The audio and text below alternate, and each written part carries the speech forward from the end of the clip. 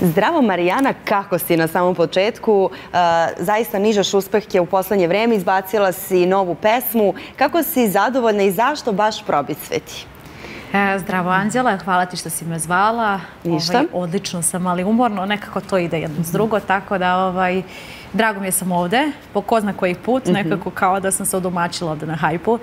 Tako da, sve je super. Zašto baš Probisveti? Da.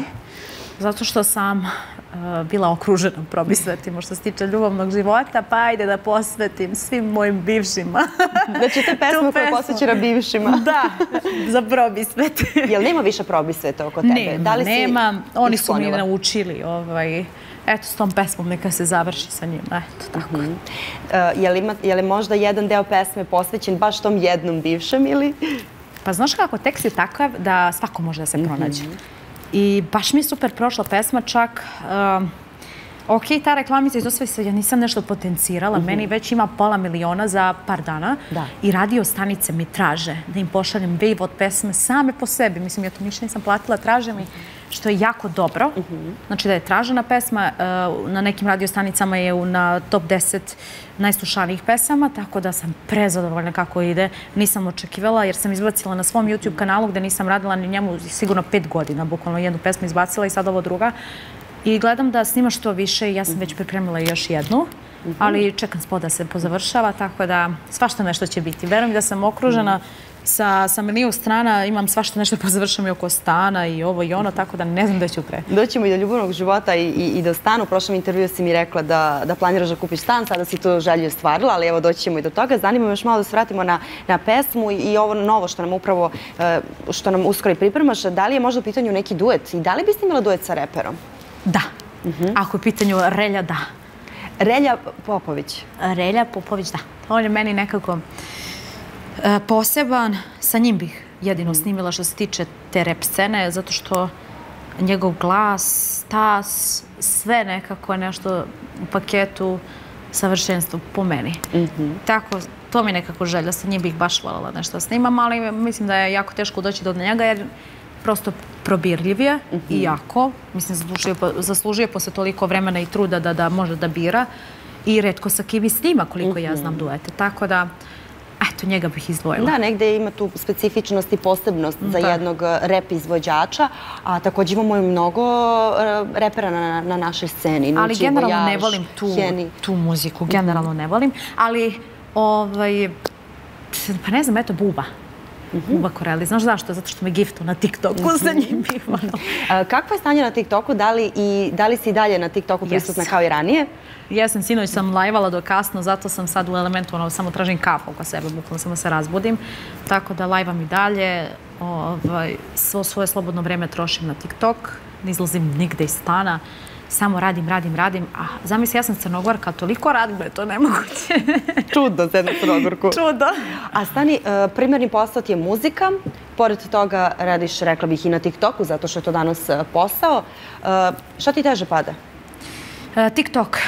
Smučila mi se nekako jedna te ista osoba, jedna te ista priča. Ovako kad izađeš i radiš te svirke, to sve uvijek upoznaš nekog novog, vidiš nova lica, bude ti zanimljivo, prođe ti noć, zato što voliš to. Ja volim to. To je nešto što ja najviše volim i prosto uživam u tom poslu. A što se tiče TikToka, to mi je nekako dodatni način zarade koji forsiram zato što se jako lako i brzo zarađuje.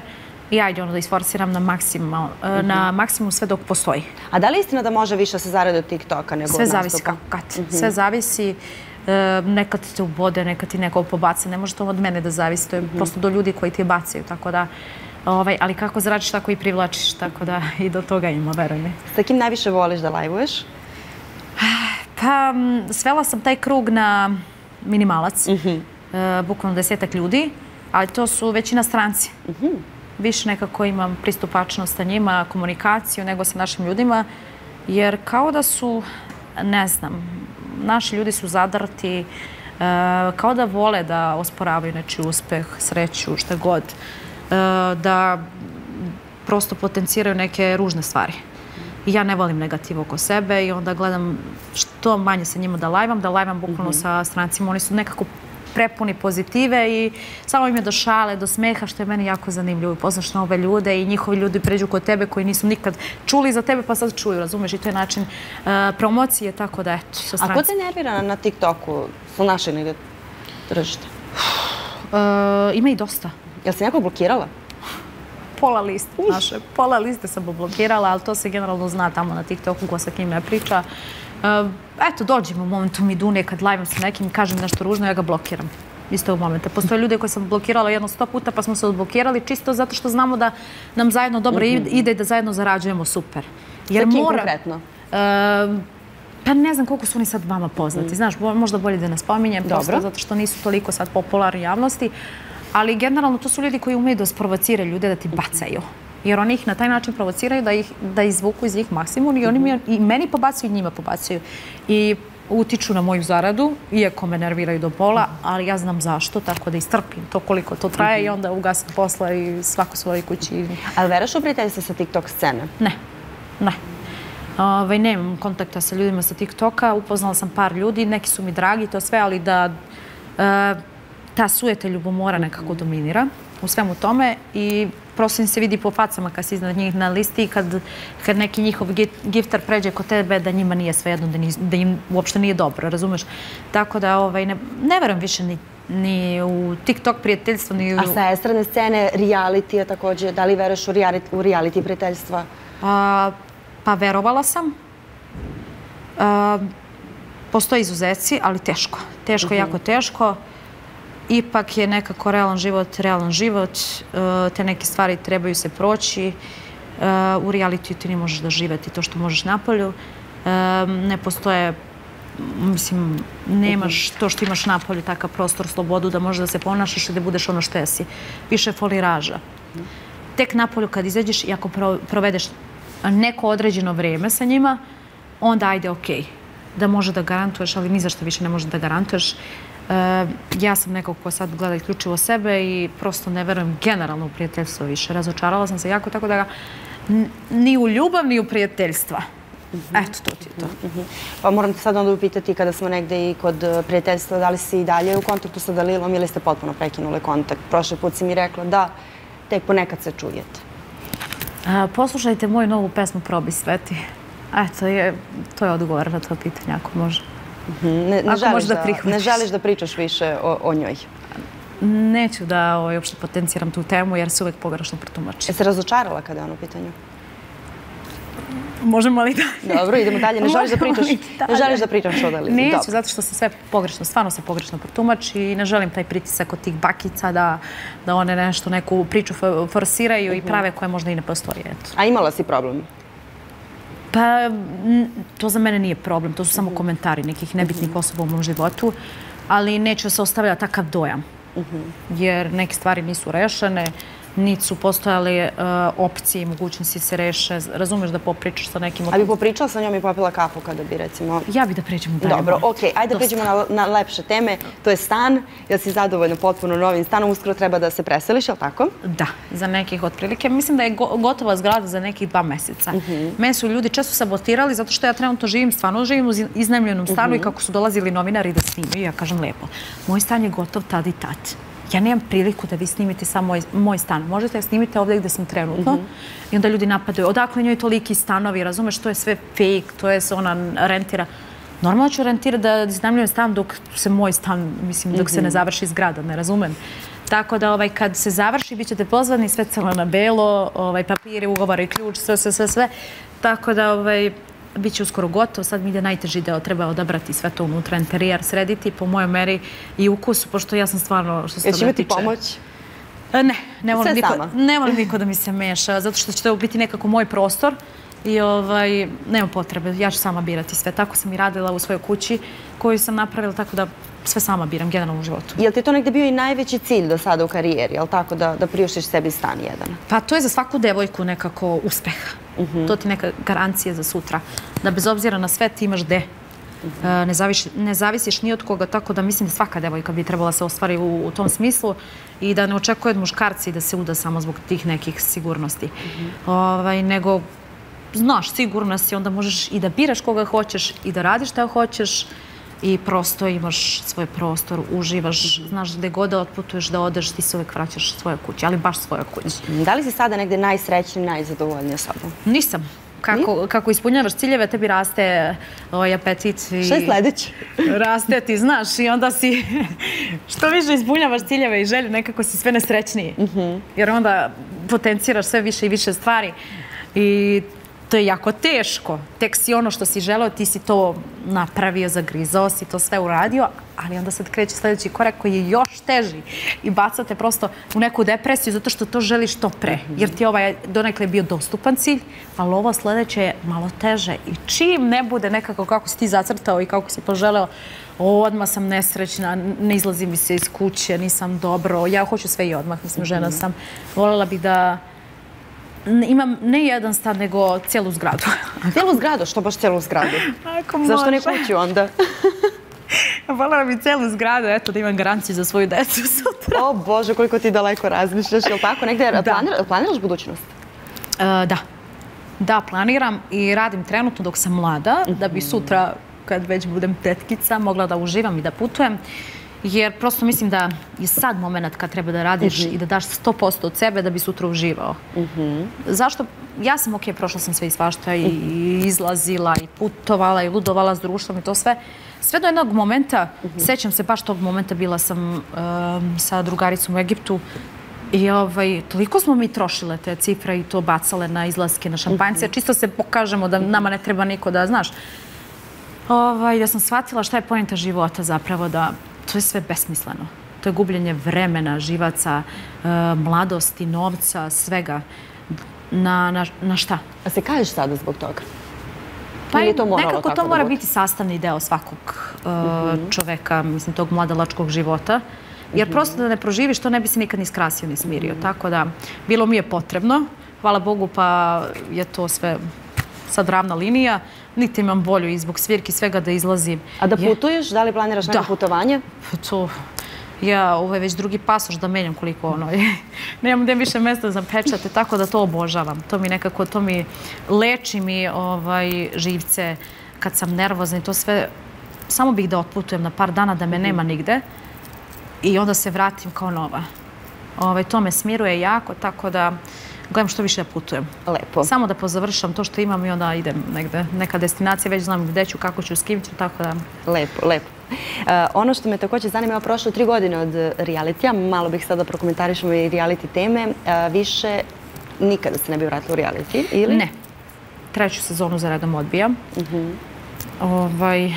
Malo pre sam rekla u jednom intervjuu da svako je kupljiv, svako ima svoju cenu. Tako da garantujem da bi svako ušao za neku cifru.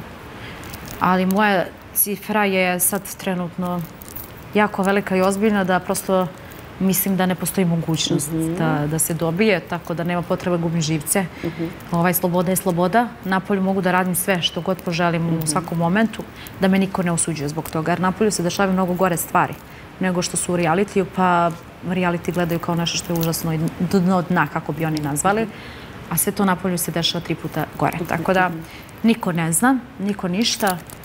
Meni ovako odgovara 3 godine, već sam nekako da kažem, ajde da kažem, čista u tom smislu da niti me povezuju sa kim, niti imam kontakt sa reality društvom. Nekako se čistimo te reality priče, ali generalno u dubini duše znam da se to nikada neće, kad je u pitanju moje ime, ja znam da odmah kreću ti naslovi, ta povezivanja i sa raznim imenima i to sve i to me jako nervira. Mene, na primjer, kad dođem u ovakve emisijama, kad me pitate za neka imena muško-ženska, meni nije dobro. Misliš sad da tebe povezuju sa muškarcima? Da, ne samo muškarci, nego i devojke, to sve, zato što to je nekako moja prošlost. Zašto ja nemam pravo na napredak? Zašto ja ne mogu da nastavim bez tih imena? Ne razumijem. Zašto moram se vraćam non stop na njih? Stvarno su mi nebitne te osobe. Da jesu, ja bi sama potencirala možda tu priču. Ali ovako nema potrebe. Gledam sebe, radim na svom životu, pa sutra vidim, nema čemu da pričam ovde, meni nekako lakše. Lakše dišem, lakše se krećem, znam da prosto nemam taj teret. I stvarno je normalan život. Onda ću te upitati samo jedno pitanje za reality, ono što pretpostavljam mnoge zanima, jer ti si negde stvarno, kad god smo radili, uvek si iskrena i direktna i to gledaoci prepoznaju i vole. Zanima me kako ti komentariš ovu aktualnu temu, kako komentarišeš vezu Ene i Peji, malog Peji? Pa, što se tiče Ene, nemam lepo mišljenje o njoj. 100 puta sam rekla, sam čula te neke pričice, zato što znam te osobe koje su pile sa njom u spoljnom svetu, ne bih spominjala, jer su jako bliski sa mnom. A si čula dobre ili loše stvari o njoj? Pa loše. Ja da sam čula dobre, ja nikad ne bi ni pričala o njoj, rekla bi sve super 5. Ali generalno čula sam neke ružne stvari,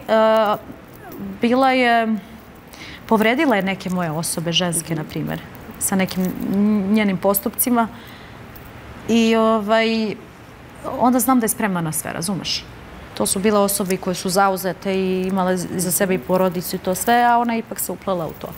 Tako da, nemam neke lepe reči za nju, ali okej, svako može da se popravi i da radi na sebi. Smatram da je ona u godinama, pritom je i majka, što je dodaje onu težinu, da nakon realitija verovatno će shvatiti. Ona je u spoljnom svetu nije znala koliki je to teret, koliko sve to donosi. Ona tek kad izađe, kad vidi te naslove, šta se sve priča, šta se sve komentariše, onda će shvatiti koliko je to jako teško. Tako da, nadam se da će se izboriti sa tim. Što se tiče Peja, on je mi nekako sladunjav i sve to, ali prosto vidi se da je mamin i tatin sin. Imao je sve u životu obezbeđeno i mislim da onaj reality format nije za njega, da Ena nije devojka za njega i da... Da li će oni opstati nakon reality? Šta misliš? Pa meni je i sad bez veze da posle svega što je ona rekla za njegovu mamu, za osobu koju generalno svi osoba godinama unazad da znamo i kako funkcioniše njene pesme i kako se ponaša. I svi je hvali, svi je vole, sve strade. Da je gospođetina, da neko kaže tako jako ružne reči i da ti pređeš preko toga i spavaš sa tom osobom. To mi je dno dna, mislim. Ako ti mama nije sveta, šta ti je sveto? Ne mislim da će opstati i više, kažem ti, ne verujem u reality ljubavi i prijateljstva, šta god iz realitija, prosto mi je nekako to forsirano. Možda se napolju nikad ne bi sreli i upoznali da nije bilo tog realitija. Tako da, ne znam, ako opstanu, neka im je sa srećom i tako. Marijana, hvala ti što si uvijek, kao što sam malo pre rekla, iskrena i direktna. Evo, reci nam za kraj, znači rekla si nam zapravo na početku razgovora da pripremaš novu pesmu, da bi nam otkrila još nešto, da li radiš nešto nekim novim projektima pored muzike? Da. Ja samo potenciram sad muziku. Radim, još jedna pesma je gotova, sad treba spot da se završi, posle toga ide balada, radim na svom YouTube kanalu, radim romske svadbe, radim svirkice po Beogradu, tu u blizini Makedonija, Srbija, Crna Gora, Hrvatska. Gdje je najbolji provod? Pa najbolji provod mi je ovde. Nekako, osjećam se kao kod kuće. Generalno, ja sam Crnogorka i to sve stoji, ali ovde sam već dugi niz godina unazad, tako da osjećam se kao kod kuće i dosta njih i znam, pošto često se vraćam u jedne te iste lokale i dolaze isti likovi iznova i opuštena sam skroz. Kad idem već preko, kad radim te romske svadbe, tu mi je najveća trema, jer tu dolaze, sa nama rade i ti poznati pevači, tipa sa mnom su radili i Đani, Jana, ne znam ko je bio, Zorana Mićanović. Dosta njih je bilo i nekako ti stvara tu taj stres i nervozu, imaš tenziju, ti stvara kad znaš da trebaš sa takvim imenima da pevaš i da radiš. I pritom koliko god se super zarađuje, oni su stvarno super i pozitivni ljudi, Romi, svaka čast za njih, ali jeste naporno. Nekad znamo i po 12 sati da budemo na tim svadbama, ali znamo i zašto. Tako da, to je to. Generalno, sve mi se vrti oko muzike, TikToka. Ja ne izlazim iz kuće, ljudi moji, nigde me ne možete ni videti. Emotivno nisi ispunjena? Možeš pa si mi rekla da jesi, to se sećam. Ne, rekla sam ti da postoji neko i dalje postoji ta osoba. Da li je neko tvoje srce sada? I dalje postoji ta osoba, ali sve dok to ne bude ozvaničeno kako treba, nema potrebe. Dosta sam ja pričala o nekim muškarcima. Želiš da svoj ljubavni život sakreš od oči javnosti? Da, dosta sam davala na značaju i ne želim više se povezuju ta imena sa mnom. Jer drugo je muško, drugo je žensko ipak. Drugačije je da kad je muškarac promenio toliko žena, znaš, on je super. Ali kad se nakači na moje ime, ne znam, 2-3 imena, to bude katastrofa. Tako da nema potrebe. Naučila sam, gledala sam, pratila sam i korake tih starijih kolega. Ipak treba čuvati svoj život kao zmije noge. Tako da, to je to. Hvala ti mnogo i uživaj.